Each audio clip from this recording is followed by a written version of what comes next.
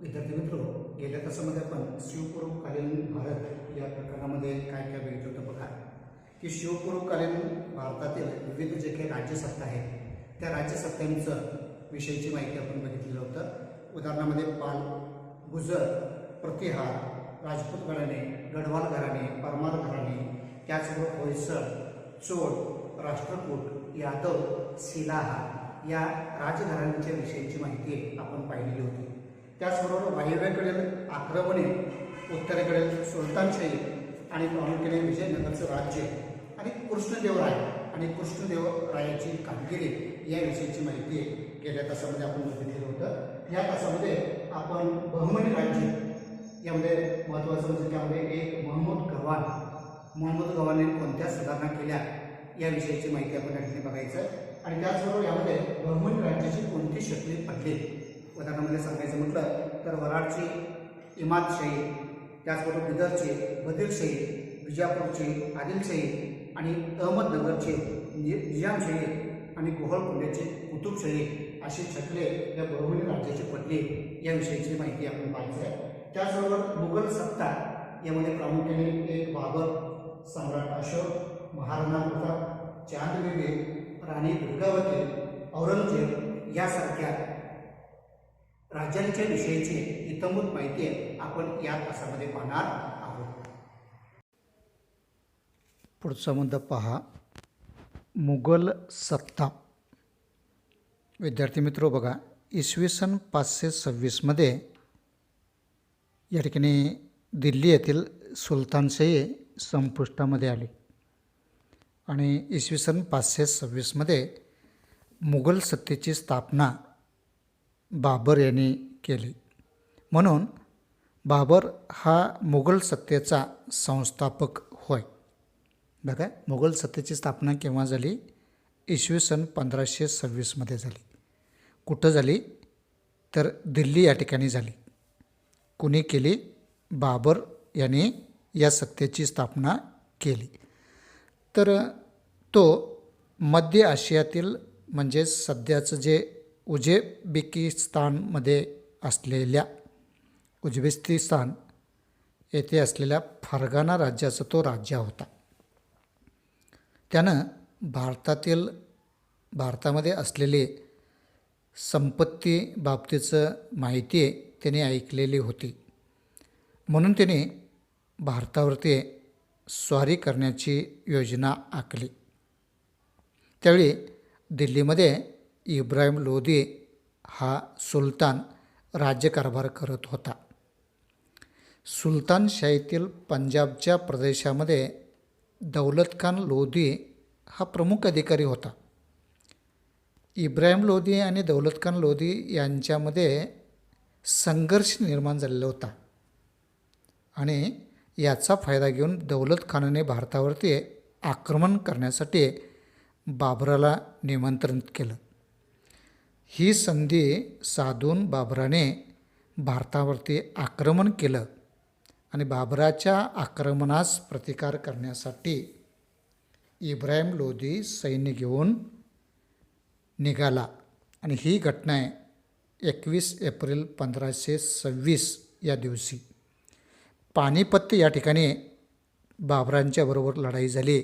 ही लढाई म्हणजे पानिपतची पहिली लढाई होय. कधी झाली? 21 एप्रिल 1526 या दिवशी या ठिकाणी पानिपत या ठिकाणी म्हणजे पानिपतची पहिली लढाई या ठिकाणी झाली. या लढाईमध्ये बाबरानं भारतात प्रथमच तोफखान्याचा प्रभावी उपयोग केला. त्यानं इब्राहिम लोदीच्या सैन्याचा पराभव केला आणि ही लढाई म्हणजेच पहिली लढाई ठरली. या लढाईनंतर मेवाडच्या राणासंघानं राजपूत राजांना एकत्र आणलं. बाबर आणि राणासंघ यांच्यामध्ये खानोआ या ठिकाणी लढाई झाली. बघा विद्यार्थी मित्रो, बाबर आणि राणासंघ यांच्यामध्ये टिंबाटिंबा या ठिकाणी लढाई झाली. खानोआ या ठिकाणी लढाई झाली आणि या लढाईत बाबरांचा तोफखाना आणि त्याचं राखीव सैन्य यांनी प्रभावी कामगिरी केली आणि राणासंघाच्या सैन्याचा पराभव करून इसवी सन 1530मध्ये बाबराचा मृत्यू या ठिकाणी झाला. त्यानंतर अकबर हा मुघल राज्यघराण्यातील सर्वात कर्तबगार राजा होय. अकबरानं भारत स्वतःच्या एक क्षेत्रीय अंमलाखाली आणण्यासाठी प्रयत्न केला. तेव्हा त्याला अनेकांनी विरोध केला. उदाहरणामध्ये पुढच्या मुद्द्यामध्ये आपण पाहणार आहोत. महाराणा प्रताप, चांद बीबी, राणी दुर्गावती यांनी अकबराविरुद्ध कसा संघर्ष केला तो संघर्ष उल्लेखनीय आहे. पण तो संघर्ष पाहण्यापूर्वी माहीत आहे का तुम्हाला हे माहिती आपण थोडंसं पाहूया. यामध्ये काय म्हटलेत बघा. बाबरानंतर हुमायून कालावधी दिलेत इसवी सन 1530 ते 1539. त्यानंतर इसवी सन 1555 ते 1556 हा बाबरानंतर हुमायून हा गादीवरती आला. हुमायूनच्या कारकिर्दीत शेरशानं त्यांचा पराभव केला आणि दिल्लीच्या गादीवरती सूर घराण्याची स्थापना या ठिकाणी केली.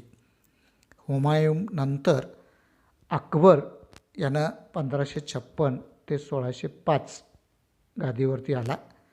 अकबर व हेमू यांच्यात इसवी सन 1556 पानिपत येथे लढाई झाली आणि ही पानिपतची दुसरी लढाई ठरली. विद्यार्थी मित्रांनो, पानिपतची पहिली लढाई केव्हा झालेली होती म्हणून सांगितलं? 21 एप्रिल 1526 आणि इथं सांगतोय पानिपतची दुसरी लढाई केव्हा झाली?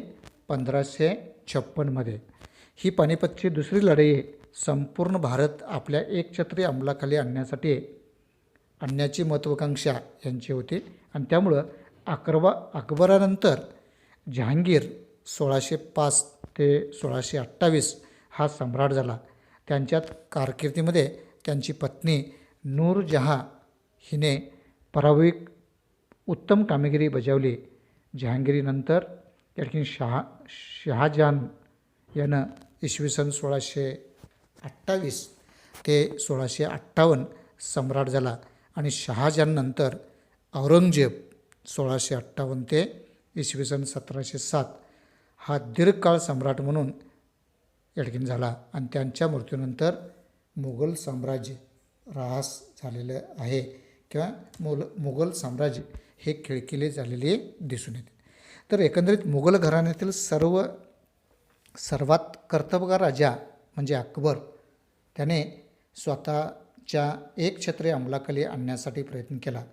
तेव्हा त्याला मात्र विरोध झाला आणि ते विरोधमध्ये त्या ठिकाणी महाराणा प्रताप, चांद बीबी, राणी दुर्गावती यांनी अकबराविरुद्ध केलेला जो संघर्ष आहे तो संघर्ष आपण पाहणार आहोत. एकेकांचं संघर्ष आणि एकेकांची कामगिरी आपण पाहूया. पहिल्यांदा या ठिकाणी महाराजा प्रताप यांची कामगिरी या ठिकाणी पाहूया. बघा की उदयसिंहाच्या मृत्यूनंतर महाराणा प्रताप हा मेवाडच्या गादीवरती आला. मेवाडच्या अस्तित्वासाठी त्यानं संघर्ष चालू ठेवला. महाराणा प्रतापाने अखेरपर्यंत आपलं स्वातंत्र्य टिकवण्यासाठी अकबराबरोबर संघर्ष केला. महाराणा प्रतापाजवळ पराक्रम, धैर्य, स्वाभिमान, त्याग इत्यादी गुणामुळं तो इतिहासामध्ये अजरामर झालेलं आहे. तर कदाचित तुम्हाला महाराणा प्रतापाचे गुण कोणते होते हे जर विचारलं तर पराक्रम, धैर्य, स्वाभिमान, त्याग या गुणामुळं तो महाराणा प्रताप इतिहासामध्ये अजरामर झालेला आहे असं आपल्याला मानावं लागेल. त्याचबरोबर दुसरं आहे चांद बीबी. बघा इसवी सन 1595 मुघलांनी अहमदनगर या निजामशाहीच्या राजधानीवरती हल्ला केला. मुघल सैन्याने अहमदनगरच्या किल्ल्याला वेढा दिला. अहमदनगरच्या हुसेन निजामशाहीची कर्तबगार मुलगी चांद बीबी हिने अत्यंत धैर्याने किल्ला लढवला आणि यावेळी निजामशाहीतील सरदारामध्ये संघर्ष निर्माण झालेला होता आणि या संघर्षामधून चांद बीबीस ठार मारले गेले आणि पुढं मुघलांनी अहमदनगरचा किल्ला जिंकून घेतला. मात्र निजामशाहीचं संपूर्ण राज्य मुघलांच्या ताब्यामध्ये आलं नाही. तर चांद बीबीसुद्धा अतिशय पराक्रमी लढवय्ये होते हे आपल्याला या ठिकाणी दिसून येते. त्यानंतर तिसरं बघा की राणी दुर्गावती विदर्भाचा पूर्व भाग, त्याच्या उत्तरेचा मध्य प्रदेशचा भाग आणि आजचा जो काही छत्तीसगड राज्य आहे त्याचा पश्चिम भाग, आंध्र प्रदेशाचा उत्तर भाग आणि ओडिसा पश्चिम भाग या स्थूल मानाने गोंडवनचा विस्तार केलेलं होतं. चंदेल राजपुत्राच्या घराण्यात जन्मलेली दुर्गावती ही गोंडवनची राणी या ठिकाणी झाली. तिने उत्तम रीतीने राज्यकारभार केला. मध्ययुगीन इतिहासामध्ये गोंडवनची राणी दुर्गावती हिने मुघल विरुद्ध सत्तेला लढा महत्त्वाचा आहे. दुर्गावतीने पतीच्या मृत्यूनंतर अकबराविरुद्ध लढताना प्राणार्पण केले, परंतु शरणागती पत्करलेली नाही, हे यामध्ये आपल्याला लक्षात येते. त्यानंतर विद्यार्थी मित्रो, औरंगजेब बघा, औरंगजेब हा इसवी सन 1558 बादशाह झाला. त्यावेळी मुघल साम्राज्य हे उत्तरेस काश्मीरपासून दक्षिणेस अहमदनगरपर्यंत आणि पश्चिमेस काबूलपासून पूर्वेला बंगाल प्रांतापर्यंत पसरलेले होते. इतकं भरपूर मोठं साम्राज्य या ठिकाणी होतं. औरंगजेबाने आपल्या कारकिर्दीमध्ये पूर्वेकडील आसाम, दक्षिणेकडील विजापूरची आदिलशाही, त्याचबरोबर गोवळकोंडाची कुतुबशाही नष्ट करून त्यानं त्याचा प्रदेश आपल्या साम्राज्याला जोडण्याची कामगिरी औरंगजेबाने केलेली आहे. त्यानंतर आहोमाशी संघर्ष बघा, इसवी सनाच्या 13व्या शतकात शान जमातीचे लोक प्रामुख्याने ब्रह्मपुत्रा नदीच्या खोऱ्यामध्ये स्थायिक झाले. तेथे त्याने आपले राज्य स्थापन केले. स्थानिक लोक या लोकांना ओहोम किंवा आहोम असे म्हणत. औरंगजेबाच्या काळात आहोमाच्या मुघलाशी दीर्घकाळ संघर्ष झाला. मुघलांनी आहोमाच्या प्रदेशावरती आक्रमण केले. गद्दार सिंग यांच्या नेतृत्वाखाली आहोम संघटित झाले. लंचित बडफून या सेनानी अधिकाऱ्याने मुघलाविरुद्ध तीव्र संघर्ष केला आणि या संघर्षामध्ये आहोमाने मुघलाविरुद्धच्या संघर्षामध्ये गनिमी युद्धतंत्राचा अवलंब करून मुघलांना आसामपर्यंत किंवा आसाममध्ये आपली सत्ता वाढवण्यात अशक्य झाले किंवा दृढ करणे अशक्य झालेलं आहे. अशा स्वरूपाचं पुढं शीखांशी संघर्ष आणि राजपुतांची संघर्ष आणि मराठ्यांची संघर्ष आपण या ठिकाणी पाहणार आहोत. तर या अनुषंगामध्ये की शीखांचे 9वे गुरु तेग बहादूर यांनी औरंगजेबाच्या असहिष्णू धार्मिक धोरणाविरुद्ध तीव्र नापसंती दर्शवली. औरंगजेबाने त्यांना कैद करून इसवी सन 1675 त्यांचा शिरच्छेद केला आणि त्यानंतर गुरु गोविंद सिंग हे शीखांचे या ठिकाणी गुरु झाले. गुरु गोविंद सिंगाच्या आपल्या अनुयायांना गुरु गोविंद सिंगाने आपल्या अनुयायांना संघटित करून त्यांच्यातील लढाऊ वृत्तीला प्रोत्साहन दिले. लढाऊ शीख तरुणाचे एक दल त्यांनी उभे केले आणि या दलाला खालसा दल असं म्हटलं जातं. आनंदपूर हे या खालसा दलाचे प्रमुख केंद्र होते. औरंगजेबाने शीखाविरुद्ध सैन्य पाठवले. त्यांच्यात फौजाने आनंदपूरवर हल्ला चढवला. त्यावेळी शीखांनी प्रखर झुंज दिली, परंतु त्यांना यामध्ये यश आलं नाही आणि त्यानंतर गुरु गोविंद सिंग दक्षिणेत आले आणि इसवी सन 708 नांदेड मुक्कामी त्यांच्यावरती हल्ला झाला आणि पुढे त्यातच त्यांचं इसवी सन 1708 निधन या ठिकाणी झालेलं आहे. तर अशा पद्धतीनं एक एक राज्यांचे कारकीर्द आपण पाहत पुढं राजपुताचे संघर्ष इथंपर्यंतचा भाग आपण पाहणार आहोत. अकबराने आपल्या सलोख्याच्या धोरणाने राजपुतांचे सहकार्य मिळवले, मात्र औरंगजेबाला राजपुतांचे सहकार्य मिळवता आलं नाही.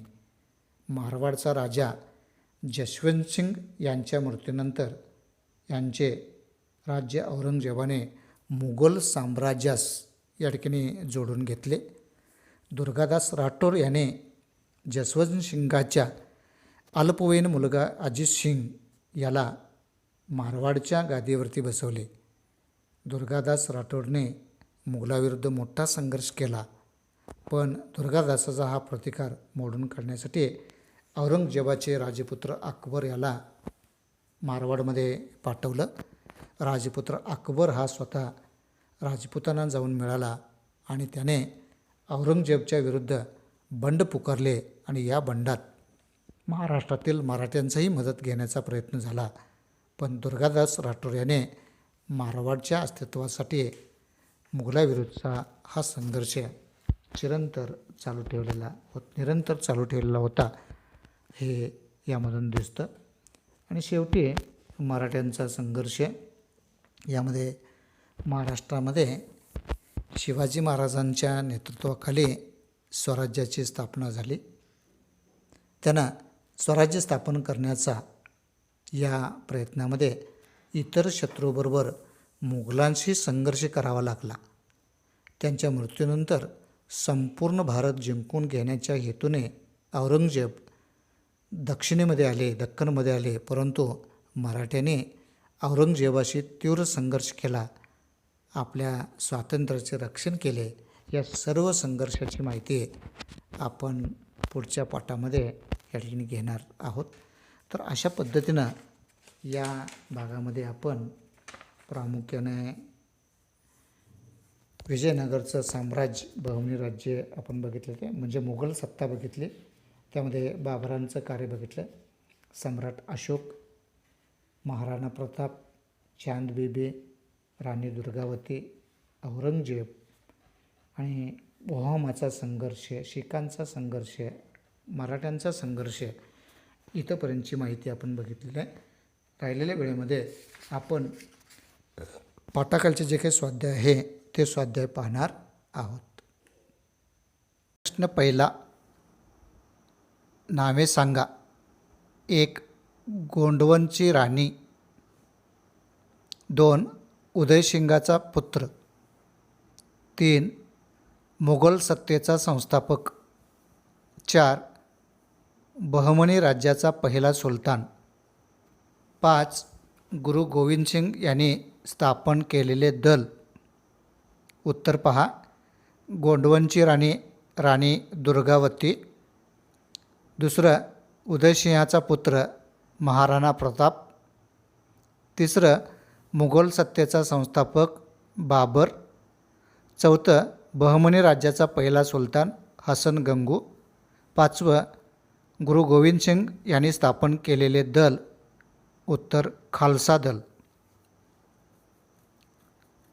वहीमध्ये लिहायचं आहे. प्रश्न दुसरा, गटात न बसणारा शब्द किंवा पर्याय निवडा. बघा, 1. सुलतान, मोहम्मद, कुतुबुद्दीन ऐबक, मोहम्मद घोरी आणि बाबर. गटात न बसणारा शब्द ओळखायचं यातलं. बाबर हे पर्याय बरोबर आहे. दुसरं, आदिलशाही, निजामशाही, बदिरशाही, तर वेगळा शब्द आहे सुलतानशाही. तिसरं, अकबर, हुमायून, औरंगजेब, शेरशाह, तर पर्याय आहे शेहरशाह. उत्तर वेगळा शब्द आहे शेरशाह. प्रश्न तिसरा, थोडक्यात उत्तरे लिहा. 1. विजयनगर व बहमनी ही 2 राज्ये का उदयास आली? उत्तर बघा. 1. दिल्लीचा सुलतान महम्मद तुघलक यांच्या कारकिर्दीत दक्षिणेस त्यांच्याविरुद्ध अनेक सरदारांनी उठाव केले. या अस्थिरतेचा फायदा घेऊन हरिहर व बुक यांनी इसवी सन 1336 विजयनगरचे राज्य स्थापन केले. आणि तिसरा मुद्दा, हसन गंगू या सरदारांनाही तुघलकाविरुद्ध बंड करून त्याच्या सैनिकांचा पराभव केला व इसवी सन 1347मध्ये स्वतंत्र बहमनी राज्याची निर्मिती झाली. प्रश्न तिसरा, थोडक्यात उत्तरे लिहा. प्रश्न दुसऱ्यामधलं 2, महमूद गवानाने कोणत्या सुधारणा केल्या? महमूद गवानाने खालील सुधारणा केल्या. 1. जमीन महसूल व्यवस्थेची सुधारणा, राज्याची आर्थिक स्थिती किंवा सामर्थ्य प्राप्त करून दिले. 3. अरबी आणि फारसी विद्यांचा अभ्यासासाठी बिदर येथे मदरसा स्थापन केली. सैनिकांना जहांगीर देण्याऐवजी रोख पगार देण्यास सुरुवात केली. 3. मुघलांना आसाममध्ये आपली सेवा दृढ करणे का आवश्यक झाले? उत्तर बघा. औरंगजेबाच्या मुघल सैन्याने आसाममधील ओहम यांच्या प्रदेशवरती आक्रमण केले. गद्दार सिंग यांच्या नेतृत्वाखाली संघटित होऊन ओहमाने मुघलाविरुद्ध संघर्ष केला. मोहम्माने गनिमी युद्धतंत्राचा अवलंब केल्यामुळे मुघलांना आसाममध्ये आपली सत्ता दृढ करणे अशक्य झाले. अंदाज येत नाही. प्रश्न 4, तुमच्या शब्दात थोडक्यात माहितीत लिहा. 1. कृष्णदेवराय. उत्तर काय बघा, टिपा लिहिण्यासाठी लिहायचं आहे आपण.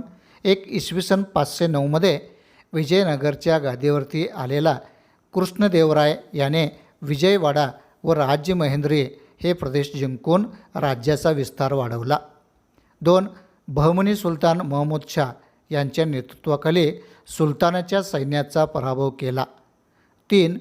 विद्वान असलेल्या कृष्णदेवरायाने तेलुगू भाषेमध्ये आलुम माल्यदा हा राजनीतीविषयक ग्रंथ लिहिला. आणि 4.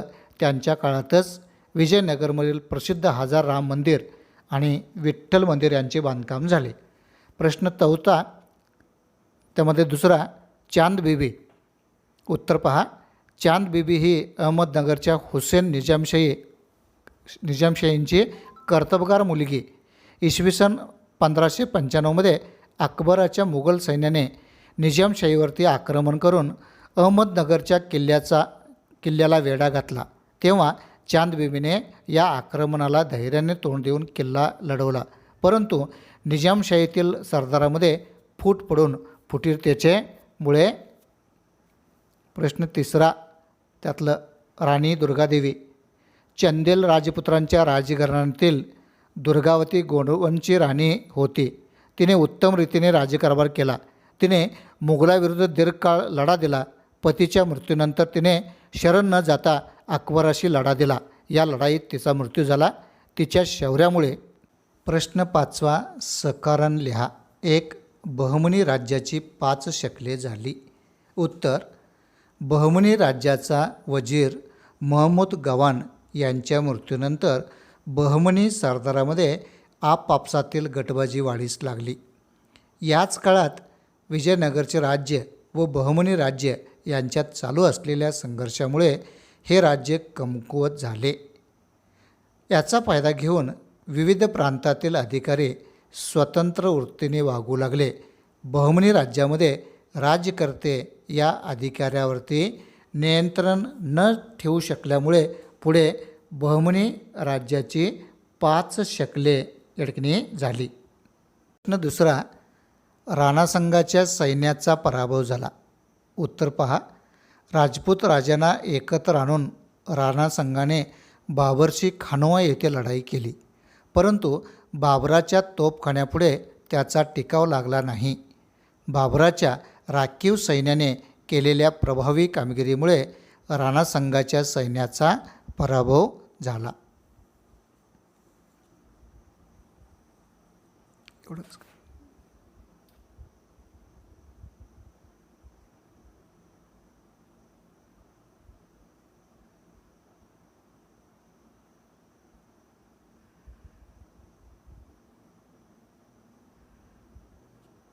प्रश्न 3, राणा प्रताप इतिहासामध्ये अजरामर झाले.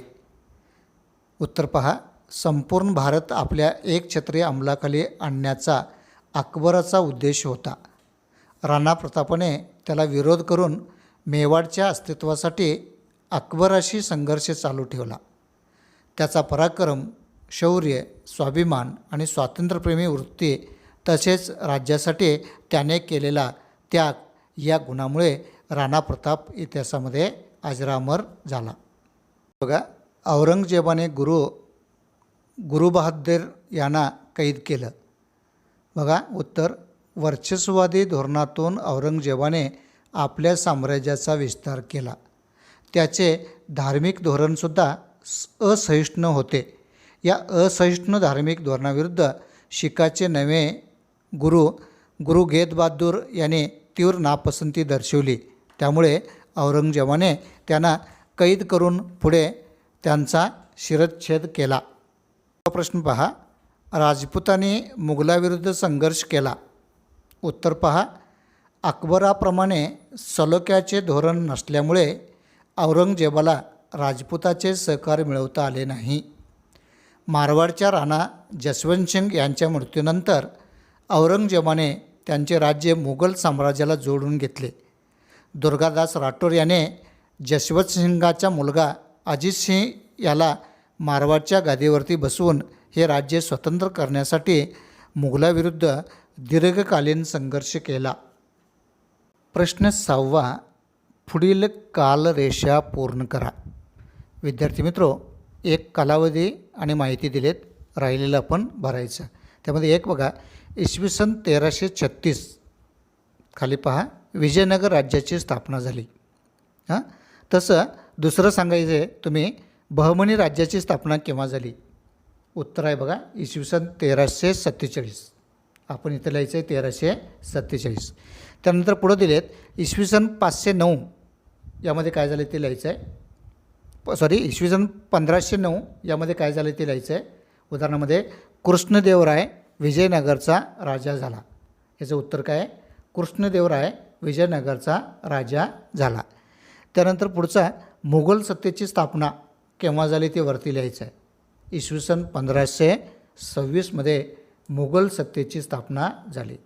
तर अशा पद्धतीनं कालरेषा पूर्ण करण्यासाठी तुम्हाला परीक्षेला ठिकाणी विचारतात.